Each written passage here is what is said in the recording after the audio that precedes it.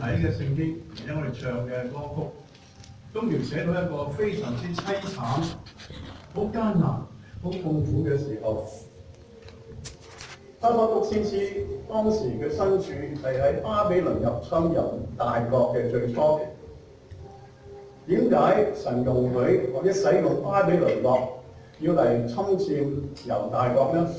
因為猶大嘅居民，所謂神所揀選嘅選民，佢哋離棄咗神，拜偶像、烏煙瘴氣、古靈精怪、荒淫無道，唔肯改變。好多先兆提醒佢：喂，回轉啦，回轉啦！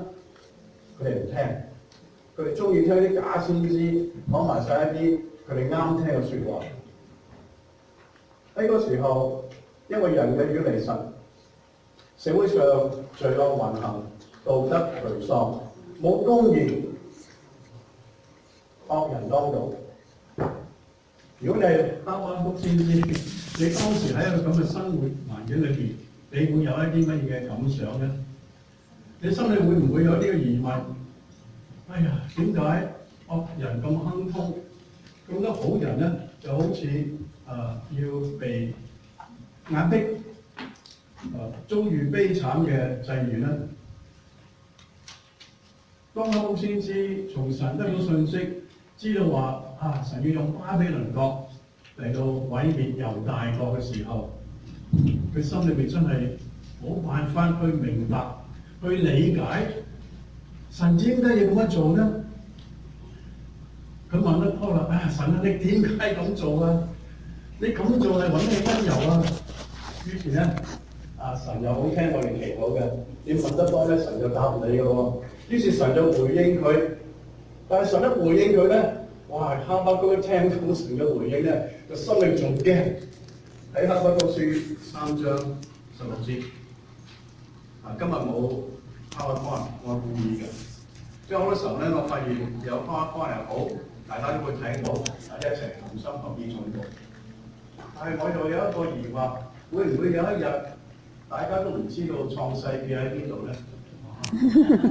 因為你唔使揾㗎嘛，你又唔會帶你嘅聖經。以前我細個唔係細個，青年少年嘅時候，我哋牧師話，每人帶自己嘅聖經過嚟，因為你可以加啲 notes 落去啊嘛。而家我唔知道座位度有冇聖經㗎，有冇啊？有啊，嗱都好有啲後備喺度啦 back up 嘅。好啦，哈巴谷書3章15節，你可以揾。如果唔係咧，你可以聽嗰度。哈巴谷點講咧？佢話：我聽見耶和華的聲音啊，身體戰驚，嘴唇發顫，骨中毀爛。我所立之處，我喺度戰驚。我只可以安靜嘅等候災難嘅日期來到，犯境之民上來。哇！佢明白咗耶和華神要用巴比倫國嚟到懲罰猶大人嘅罪惡。喺嗰時候，哈巴谷覺得自己真係冇咩能力，好似喺度等緊呢個嘅禍患臨頭一樣。巴比倫壓境嘅風聲，哈巴谷聽到啦，佢準備，哎呀慘咯！我要對住呢個戰爭帶嚟嘅後果，一切維生嘅資源都會失去。剛才唱嘅詩歌已經唱晒出嚟啦。你讀嘅第17節，你都讀咗出嚟啦。無花果樹不發旺，葡萄樹不結果，橄欖樹也不效力，田地不出糧食，圈中絕了羊，棚內也沒有牛，即係一無所有，係咪？人民嘅生活影響到呢咁惡劣嘅環境，但係上帝俾哈巴谷嘅鼓勵就係話：你要持守對神嘅信心。無花果、葡提子、橄欖係以色列人嘅農產品，靠佢哋可以賣到錢嚟到換其他嘅日需品所需咧，就嚟到維生嘅。當時田地唔出糧食啦，枯乾啦，冇羊啦，冇牛啦，佢哋嘅生命嘅資源係完全冇晒嘅。但係神後尾話俾哈巴谷聽：你唔好淨係睇眼前呢啲嘅困難，就唔好淨係睇眼前呢個災難。好似保羅曾經講過喺哥林多後書第5章第7節，嗰度話我哋行事為人係憑住信心，唔係憑住你眼所見。神係有佢時間去彰顯佢嘅公義。當成日公義要彰顯嘅時候，係唔會延期嘅。神喺度報風咁多，神嘅時候到咗就到咗㗎啦，就係嗰個剎那，就係嗰個時刻。神要拯救就要拯救，神要懲罰就要懲罰。當哈巴谷最後如夢初醒嘅時候，佢就可以唱出一個歡喜快樂嘅凱歌。50年前嘅6月，1967年6月嘅時候，中東發生咗一場非常激烈、震撼世界嘅戰爭。如果你最近睇報紙或者睇電視，你會睇到咧係有一個嘅紀錄片，就係叫做 In Our Hands。呢個紀錄片就係記載昔日喺1967年6月份嘅時候，圍繞住以色列國嘅嗰班回教國家，好多個嘅喎，就群起一齊要嚟消滅以色列國。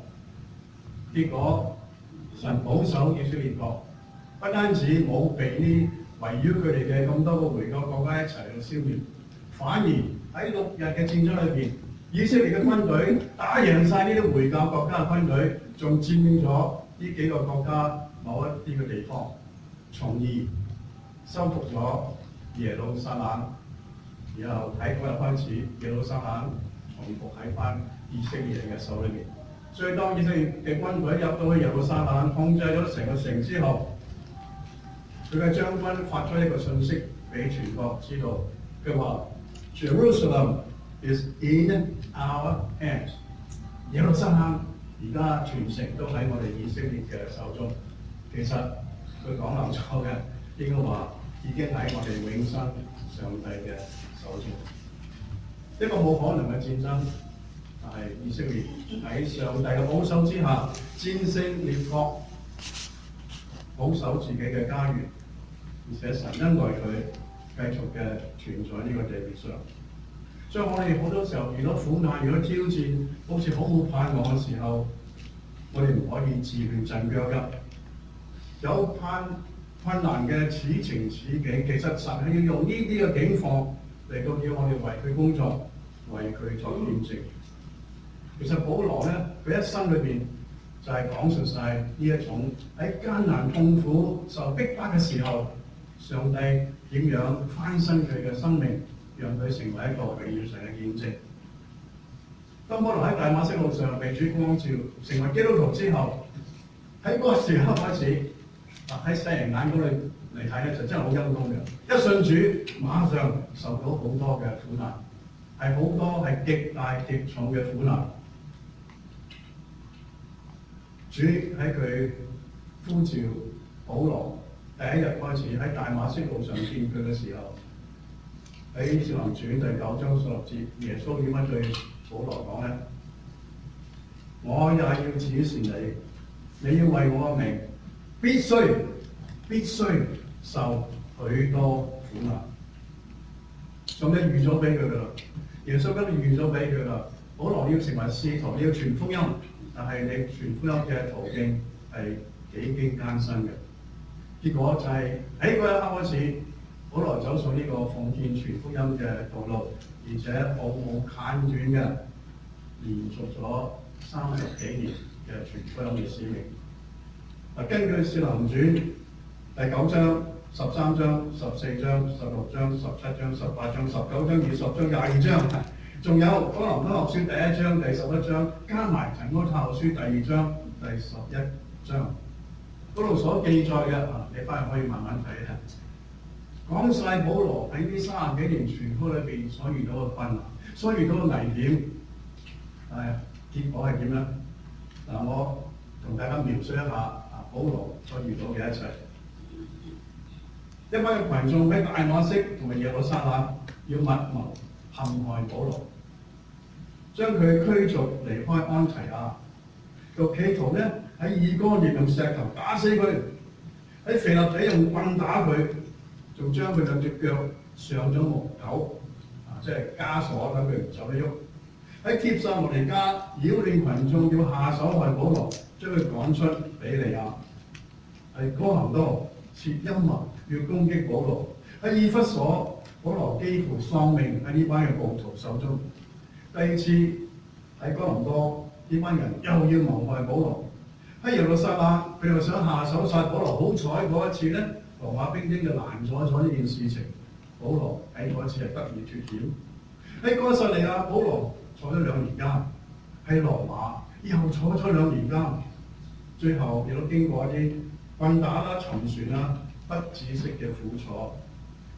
佢個結局係以一個罪犯嘅身份被介咗去羅馬，被處死。保羅呢30幾年奉獻侍奉主嘅基督徒嘅生活係咪好痛苦啊？嗱，今日我哋所遇見嘅有邊一樣係同保羅昔日所遇見嘅可以相提並論呢？真係我哋嘅小巫，佢呢個先係大巫。不過保羅最後佢點樣見證話呢？喺哥林多後書第4章第8節嗰度話：我們四面受敵，卻不被困住；心裏作難，卻不致失望；遭逼迫，卻不被丟棄。保羅嘅體會同埋相信，結果讓到佢能夠喺哥林多後書3章5節寫咗一個非常之中肯嘅定論。嗰度話：並不是我們憑自己能承擔什麼事，我們所能承擔的，乃是出於神。一個幾咁榮耀主嘅見證，係㗎。靠住我哋自己遇到困難挑戰嘅時候，我哋真係無能為力。但係我哋唔好忘記耶穌曾經對我哋所講過嘅説話。馬太福音第19章26節，耶穌對當時嘅門徒講，同樣對我哋而家嚟嘅信徒講。耶穌話：在人是不能的，在神凡事都能。Amen。其實喺舊約新約好多呢啲嘅見證話俾我哋聽，神時刻係愛我哋。雖然佢嘅公義會懲罰我哋，因為我哋唔聽話，我哋行差踏錯走歪路，明知故犯，但係佢嘅慈愛總係讓佢在我哋悔改之後，繼續嘅愛護我哋，保護我哋。其實我哋每個嘅每時每刻，有冇感受到上帝與我哋同在？你嘅天父，你嘅爸爸父係與你同在啦。我喺舊約聖經舉一個例，喺約書亞記第5章13至14節嗰度記載一件事情，好奇妙嘅事情。嗰度話約書亞靠近耶利哥嘅時候，舉目觀看，不料一望就有一個人手裏拔出刀來，對面站立喎。如果你約書亞，你見到咁樣驚唔驚？佢喺你對面揸把刀。呢個冇描寫嗰個人揸把刀嘅表情係乜嘢？如果係笑眯眯嘅，可能都唔係好驚嘅。如果兇神惡煞嘅，你驚唔驚啊？約書亞咧佢唔知係咪上帝俾佢呢個力量咧？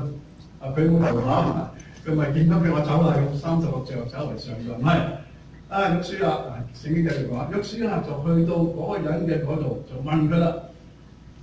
佢要我有膽問佢話：你是幫助我們的呢，還是嚟幫助我哋嘅敵人㗎？意思喂，你係我嗰邊㗎？係自己有啊？定係敵人啊？耶利哥嗰邊啲人啊？呢個人就回答說：聖經記載，我來是要作耶和華軍隊的元帥。耶和華軍隊係邊邊啊？係咪耶利哥嗰啲軍隊啊？唔係，就係呢班要過約旦河嘅以色列人嘛。哇！耶和華親自嚟做個元帥喎，派呢個揸把刀嘅人嚟做個元帥喎。呢個係唔係就係你我今日時刻係都會遺忘咗我哋身邊嗰位英文叫做 Guardian Angel， 你嘅守護天使。你嘅守護天使其實就係上帝天父與我哋同在。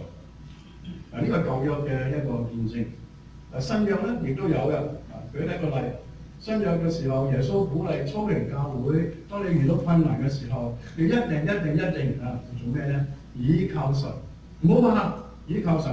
馬可福音13章第7、第8節，你們聽見打仗和打仗的風聲，不要驚慌，這些事是必須有的。今日你睇報紙，你聽新聞，睇新聞，朝鮮又射咗幾個導彈啊，係咪？係好恐怖啊！南斯斯特又有自殺性嘅恐怖襲擊，死咗好多人。其實好多呢啲人都係無辜嘅，好冤枉嘅。小朋友更加係覺得冤枉嘅。佢幾廿年可能有嘅人生，喺一剎那間就摧毀晒。喺末世嘅時候，主耶穌話：你哋唔使驚，這些事是必須有的。民要攻打民，國要攻打國，多處必有地震、饑荒。耶穌描述咗呢個末世情況之後，佢俾我哋一個好大嘅保證，喺佢升天之前臨別贈言啊！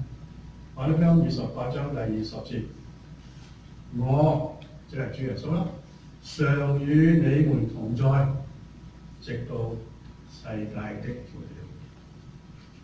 如果我哋嘅生命能夠去到世界的末了，呢個係非常之寶貴。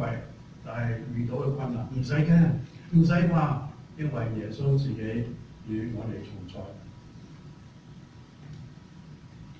哈巴谷先知最初聽到打仗嘅聲音，見到田地冚唪唥都唔生產，佢好驚，佢好沮喪，佢好無味啊！會在呢個世上有個價值咧？但咩時候讓哈巴谷先知改變佢嘅心態？喺第18節嗰度話：我要因耶和華歡欣，因救我的神喜樂。剛才所讀嘅哈巴谷書第6章，就係當佢睇到耶和華自己扭轉乾坤，呢個力量係因為耶和華神喺我哋左右，同我哋有親密嘅關係。當我哋知道神喺我哋旁邊睇住我、扶持住我、support 住我嘅時候、愛我哋嘅時候，我哋就會好輕少嘅背起自己嘅重擔。所謂重擔就係日日嘅與上帝同行，而我哋心裏邊就有一個滿足嘅喜樂。有一個詩歌你都好熟悉嘅，今日讚美小組未有嘅時候唱下。每一日所有我的每一刻，我得着力量勝過試煉，我依靠天父周詳的供應，我不用再恐懼和懷疑。主的心極仁慈無可測度，每一日都有最好安排。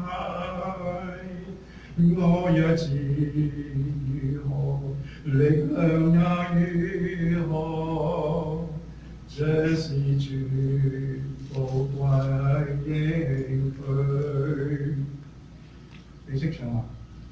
當你遇困難嘅時候，呢首歌會唔會喺你嘅心裏邊浮現出嚟咧？詩篇73篇26節嗰度話：我嘅肉體同埋我嘅心腸衰殘，但係神係我心裏邊嘅力量，又係我嘅福分，直到永遠。我知誰掌管前途，我知他牽着我手。在主凡事非偶然，都是他計劃萬有。我知道誰掌管前途，我知佢牽住我手。喺主裏邊，凡事都唔係偶然發生嘅，係天父喺度計劃萬有。冇錯，喺人嘅角度嚟睇，當面對種種嘅壓力同埋困難嘅時候，力不能勝嘅時候，我哋好容易失去咗鬥志。係讓我哋喺詩言嘅見證裏邊能夠考有功課，讓我哋去重新得力。好啦，揾聖經詩篇121篇。你冇帶自己嘅喺你個座位度好唔好啊？識唔識揾詩篇啊？唔識你要多啲今日主日學啦嗬。以前我哋喺主日學就教你揾聖經，我練習呢個揾得最快嘅有獎，獎一次金句俾你。OK， 詩篇121篇啊，今日冇開開俾你睇下，希望你自己揾到。如果真係冇聖經嘅，我哋大家一齊讀嘅時候，你聽啦。上帝開你個耳朵，聽到上帝嘅話語。有聖經嘅請你打開詩篇121篇。呢個就係大衛點樣見證我哋能夠喺婚姻裏邊、喺主裏邊重新得力。一齊讀好唔好？121篇，好，一齊讀。我要向山舉目，我的幫助從何而來？我的幫助從造天地的耶和華而來。他必不叫你的腳搖動，保護你的必不打盹，保護以色列的也不打盹，也不睡覺。保護你的是耶和華，耶和華在你右邊蔭庇你。白日太陽必不傷你，夜間月亮必不害你。耶和華要保護你，免受一切的災害。他要保護你的性命，你出你入。耶和華要保護你，從今時直到永遠。呢個就係重新得力嘅一個秘方，一個秘訣。第一個理由啫，因為神我哋嘅巴父與我哋同在，佢唔會讓危險患難受到傷害我哋。好多時候我哋為好多事情祈禱，我哋嘅好多嘅疏忽就係我哋求呢樣求嗰樣，話我哋嘅需要俾上帝聽，上帝會聽到。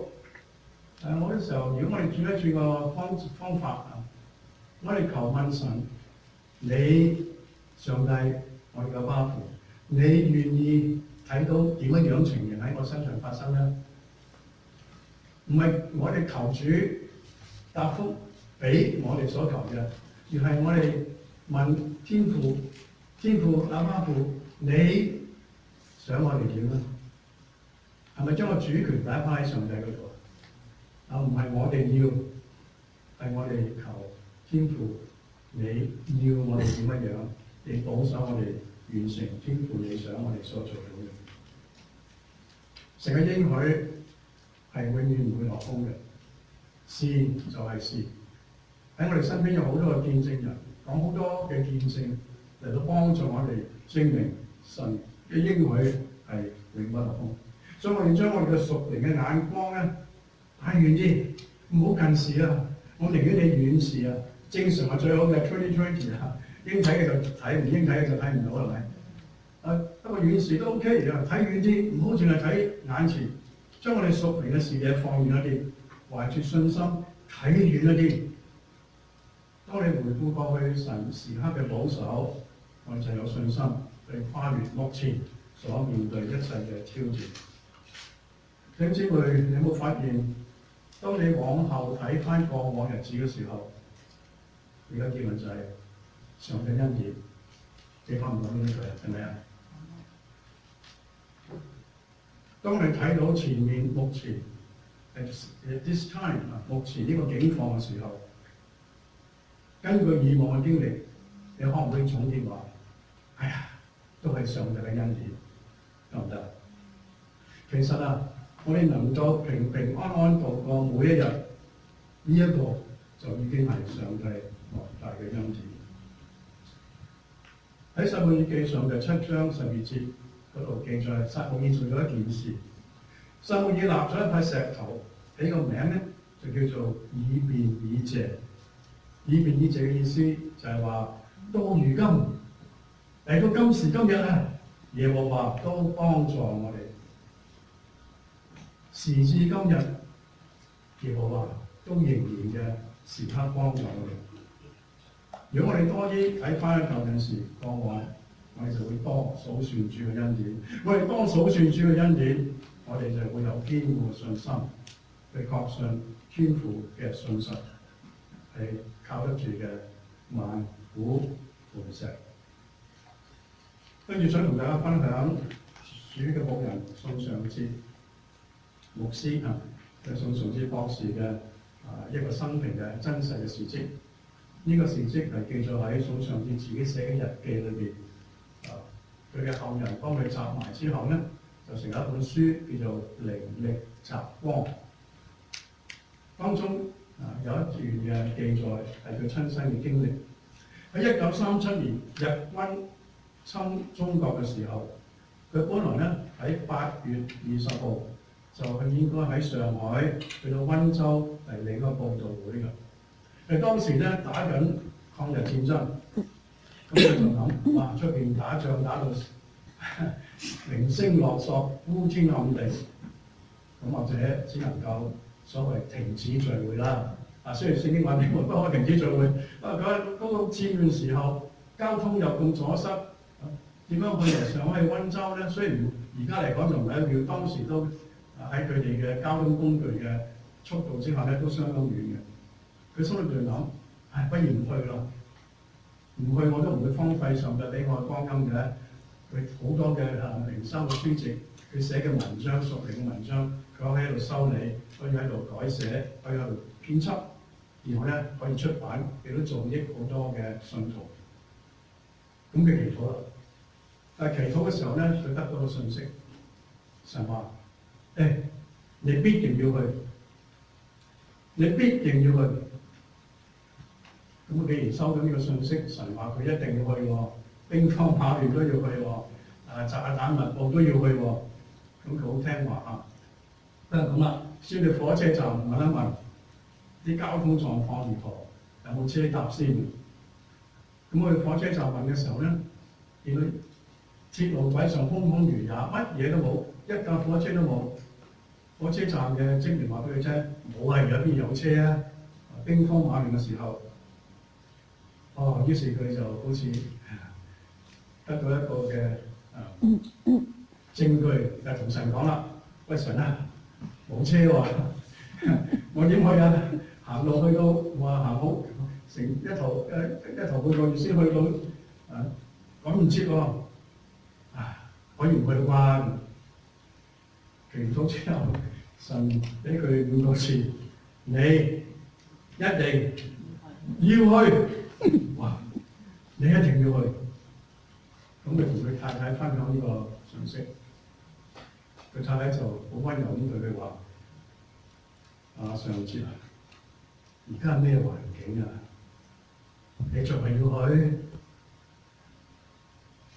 宋尚節一啲都冇猶豫，佢答佢太太話：主要我去，我點敢唔去啊？主要我去，我點敢唔去啊？好啦，於是喺8月18號嘅朝早咧，佢就先去到上海嘅南站呢個火車站嚟嘅。哇！發現有成千上萬嘅難民喺度等火車，但係望一望車站咧，一架火車卡都冇。見到一樣嘢喺個車卡上，一個火車頭。一個火車頭點樣載顧客啊？火車頭冇得載顧客噶嘛？係得個空位俾個開火車嘅人喺嗰度控制個火車嘅啫嘛。咁但係宋博士佢都覺得或者上帝就係為佢預備呢個火車頭咧，於是咧佢就派個女傳道姓蔡嘅個姊妹去火車站站長商量下，可唔可以俾宋尚節咧坐喺個火車頭嗰度？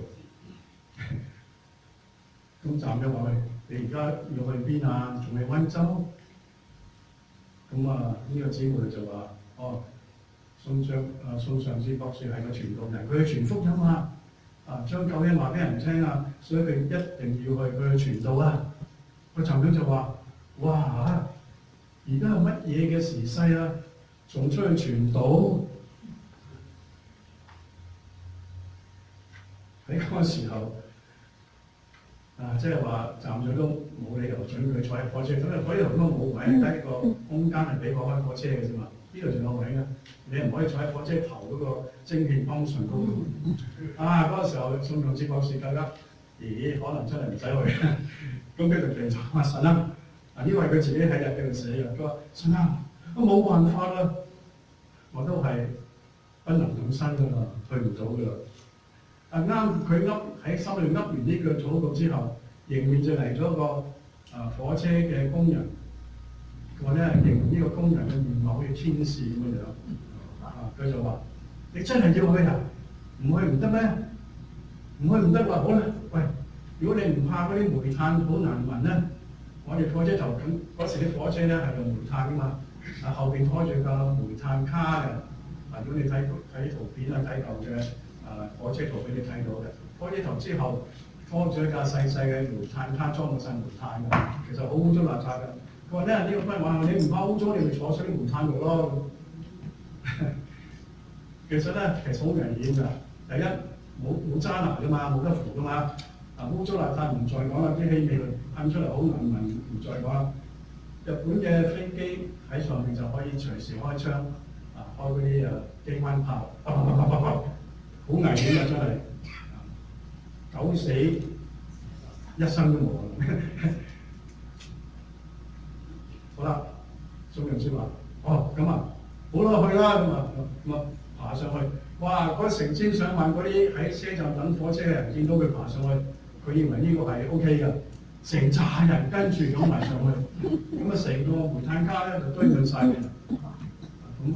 總係嗰啲人爬唔到上去嘅，開車啦個火車頭原來咧係要去第二個地方咧，係佢希望可以連接到車卡嚟恢復呢個交通。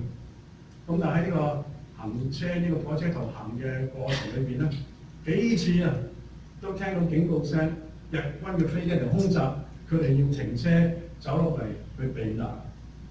而且咧，當我哋呢個火車頭過咗一條橋嘅時候，砰！條橋即刻俾日軍嘅飛機炸爛咗，但係佢哋已經啱啱過咗。去到嘅時候，溫州有一位叫做去到杭州先杭州有位叫做范光明牧師咧嚟接佢。牧師話：哇，乜你曬成咁啊？啲皮膚又紅又黑又得嚟。於是帶佢翻屋企，俾盆水佢抹翻乾淨啦，係咪？宋博士喺佢日記度記載話：佢話洗咗3盆水啊，啲水都仲係濁㗎，即係污污糟糟嘅。好啦，第二日有人就送佢去到錢塘江，本來咧喺嗰度咧就想坐車，又係人山人海喺度等公共汽車。咁你諗到條方法，咁樣等係點等啊？而家呢架公共汽車坐得幾多人啊？於是佢話：不如我坐船先，坐船行一段路程，上岸再坐公共汽車，咁希望趕到時間啦。好啦，咁就幾多人力車去到碼頭，就坐咗啲汽船咧，就行咗段水路，然後咧去到個地方咧叫做百官啊，喺百官度上岸住一晚咧，第二日就喺度搭車㗎。去到嗰度咧，好似真係約瑟瑪利亞瑪利亞抬住耶穌一樣，客店街滿了，沒有地方。咁佢嗰晚先能夠喺個車站度席地而卧喺度過夜。好啦，第二朝百官有火車卡啦，哇！啲人一見到火車一到咧，啲難民全部咧就湧上去。宋博士話：佢根本自己都唔使行，啲人擁住佢上去嘅。你有冇咁嘅經驗啊？我同 Andy 就試過啦。喺香港九龍旺角，一出地鐵，啲人都知邊度嚟嘅，成扎人東南西北咁，但係佢朝咗個方向行嘅喎，好奇怪㗎。咁我想企喺度睇戲都唔得啦，一唔行就真係俾人踩嘅。咁咪好似潮上咁個佢跟住行。但當時宋博士嘅情一樣啦，成堆人就湧上去呢個火車嗰度，有啲好心人就見到真係好多難民，就買咗啲麵包，或者我哋而家叫麵包啦，佢哋應該叫饅頭啦，就掟上去火車卡窗口車頂掟俾人。咁宋博士一樣咧，即係你接到就有，接唔到就冇㗎嘛。當時真係饑寒交迫喎。宋博士嘅描述話，佢都伸手去接到個包，但係咧人太多逼到實啊，佢伸唔到翻嚟自己嘅口嗰度。喺度一接嘅時候，已經有好多人喺嗰度幫佢食咗個包，真係佢都冇得食。佢話嗰時嘅感覺咧，就真係體會到喺《約翰福音》第5章嘅1至9節，記載嗰病咗38年嘅病人喺畢士大池旁邊等天使一搞到個水要衝落去做第一個就病得醫治啊嘛！哎呀，佢攞到個包想食，都冇人喐得到啫，已經俾人食咗喺個手度。佢話就係嗰種嘅感覺，唔夠人變化。結果佢喺8月25號，即係佢18號出發嘅1個禮拜之後，佢到咗真係去到溫州。一到咗下晝即刻開會，大概有2000人參加呢一次嘅報道會。夜晚咧佢話唔俾開嘅，因為燈火顯示你俾啲日軍飛機睇到啲燈火嚟炸你，所以你要開咩聚會都好，一定要下晝。所以咧爭取有陽光嘅時間，日頭下晝開咗3場。根據佢嘅統計，佢話佢為咗1583個人祈禱醫病，好多人喺上帝嘅恩典之下得到痊愈。如果宋博士唔經歷呢嗰個禮拜旅程嗰個苦難，嗰個決心要去呢1583個人，好可能就聽唔到福音，亦都得唔到疾病同醫治嘅機會。所以喺主裏面出勞苦係唔會徒然嘅。宋楊志博士最後喺佢嘅日記本個特輯裏邊寫咗俾佢心裏邊嘅説話，係佢一生嘅感受。佢話：一個人如果信服主，一切嘅榮耀咧唔會叫你驕傲嘅，因為榮耀唔係你嘅，係上帝天父俾你嘅。一切嘅試煉亦都不至叫你跌倒。怕咩啫？上帝與我哋同在，經過疾病，經過苦難，經過缺陷，但係我哋唔會被打倒。一切嘅患難亦都唔能夠叫你灰心。唔好沮喪，唔好垂低手，乜都唔做。上帝嘅力量扶持你，唔可以灰心。所有遇到嘅呢一切，只係造就你更加愛主。你明唔明啊？宋博士講嘅嘢，所遇到嘅一切，除咗叫我哋榮耀神之外，就係叫我哋更加愛主。信一個上帝嘅應許，上帝應許以色列人話：我要將流奶與蜜嘅迦南地賜俾你。所以摩西帶領以色列人過紅海，然後去到約書亞帶領以色列人過約旦河，當中經歷咗40年喺曠野嘅時間。點解要經歷呢40年啊？行直線好快到嘅啫嘛，4日唔到4個月都到啦，係咪？行路，但係因為佢哋嘅犯罪，拜偶像，唔聽神嘅話，埋怨，唔信神，結果要喺曠野裏邊嘥咗40年，40年嘅苦難，40年嘅磨練。但係上帝嘅救恩一開始咗，必定會成就嘅。上帝唔係好似我哋有啲人又開咗個頭冇尾嘅，有好多人咧都係空講嘢嘅，乜講得好好聽，但係冇行動去做嘅，結果嗰件事就不了了之嘅。有冇遇到呢咁嘅情況啊？上帝唔係啊，上帝講得到、做得到，而且會完成嘅，係好漂亮地去完成，好完整地去完成。上帝派摩西帶以色列人過紅海，40年之後。以色列人或者覺得上帝都唔知係唔係嘅，咁耐都唔到，去唔到嘅，唔係喎。約書亞就帶以色列人過約旦河，就入去迦南地。40年，上帝嘅恩典完成，上帝冇開工作支票，因為救恩一開始，上帝必定會完成佢，而且喺上帝嘅字典裏邊係冇不可能呢3個字，有幾多困難，亦都有幾多神蹟跟住呢個困難俾我哋嚟到越過。有一位作者叫做賴士咸，好多時候咧都喺報章雜誌咧發表一啲嘅文章嘅。佢喺一篇文章嘅序言嗰度話：我哋每個人嘅人生咧都有自己各自嘅精彩嘅，只不過咧有啲人嘅精彩咧，就好似喺天空裏邊放煙花一樣，砰！哇！黑夜光環晒，係人都睇到，好靚，好讚賞，好讚歎。亦都有啲人嘅精彩，就好似喺荒野裏邊一朵小花一樣，要附近嘅人好仔細嘅去睇，先至會發現佢嘅存在，發現佢嘅美麗。佢話煙火唔見得比小花精彩，小花又唔見得比煙火遜色。問題就係我哋要認清楚，上帝要我哋發射嘅係煙花嗰種燦爛，定係小花嗰種嘅馨香咧？當你知道上帝要點樣用你嘅時候，你就能夠為主做盡主要你做嘅事。今日好歡喜見到 Johnny，因為好耐冇見。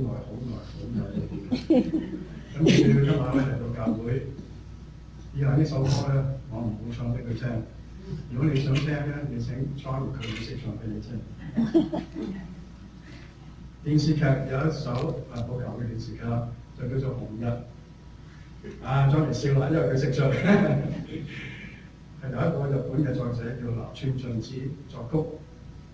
香港嘅名歌星李克勤配詞同埋佢嘅主唱，係紅日呢個電視劇嘅一個主題曲。佢歌詞點樣講咧？命運就算顛沛流離，聽過未啊？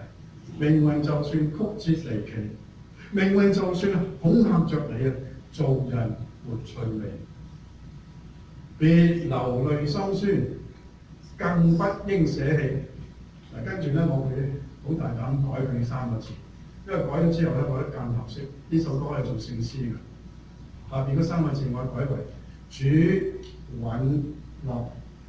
我哋嘅主耶穌基督應允承諾，主允諾。主允諾乜嘢嚟？Johnny 記唔記得後尾最尾呢句係咩啊？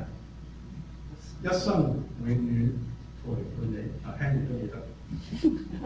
命運就算顛沛流離，跟住嗰啲請Johnny 唱。唔係而家就呢個唱 ，OK 好。剛才讚美小組介紹咗嗰首歌因他活着，多謝佢哋揾到呢個資料，講出呢個作者寫嘅時候嘅背景。喺結束嘅時候，我都想將呢首歌送俾大家。未請大家欣賞之前咧，我想稍微講多1、2點。因他活着呢個歌咧係喺1971年William Beatrice佢所寫嘅。當時咧，美國係一個喺民意非常消沉嘅社會裏邊，大家都唔信神，喺越戰嗰度打到一塌糊塗，喺個咁低迷嘅境況之下，好似人生係冇乜前途嘅，冇乜明天嘅，冇乜盼望嘅。有一年嘅秋天 ，William 就幫助佢嘅爸爸將一個泥土即係沙土嘅一個停車場咧，將佢鋪瀝青，鋪啲柏油啊。咁鋪完之後咧，當然會大工程啦。咁佢2父子有啲義工幫手鋪呢個柏油，鋪晒呢個停車場。鋪落到第2年嘅春天，佢行出去呢個停車場望下，原來咧嗰啲柏油咧係會有 cracks 嘅，有罅嘅。因為你鋪得唔平啊，得唔實嘅時候咧，佢鬆開就會有罅。哎呀，喺罅嗰度居然有啲草生咗出嚟喎！居然有啲草生咗出嚟喎！於是上帝俾佢有一個感動。原來無論我哋人生，我哋所際遇嘅，俾好似瀝青或者柏油咁重嘢壓住我哋，或者係疾病，或者係貧窮或者係其他社會嘅困難，壓得好實啊！唔緊要，我哋讓耶穌嘅寶血鬆一鬆我哋嘅肚，鬆一鬆呢個嘅瀝青，生命就會再次喺度生出嚟。有時我行過馬路邊、行人路旁邊嗰個去水道咧，都會見到有啲植物生出嚟，你有冇見過啊？我真係好佩服啊！咁有生命力嘅，有少少罅隙，有少少泥土，當然陽光空氣落雨佢就生㗎啦。今日上帝俾我哋嘅恩典，超過晒呢啲咁嘅小草所擁有上帝俾佢嘅恩典啦。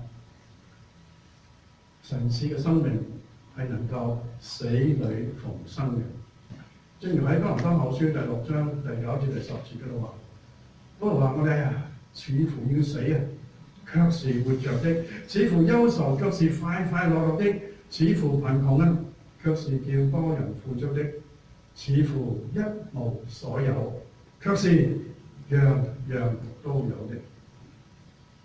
弟兄姊妹，願你同我都能夠記住，因為我哋嘅主，我哋嘅救主活着，我哋有膽量、有盼望去面對明天，唔使懼怕，活出生命應該有嘅價值。基督喺父神嘅右邊，保守住我哋，為我哋祈禱，時刻有保惠師喺我哋身邊，陪伴我哋走前面每一步，要喺我哋嘅心裏邊彰顯基督嘅大能。好 ，Henry 請你同我哋講出因他活着，希望呢個嘅片段能夠鼓勵你，再一次得着應許。上帝話：因為基督戰勝死亡復活，我哋能夠面對每一個嘅明天。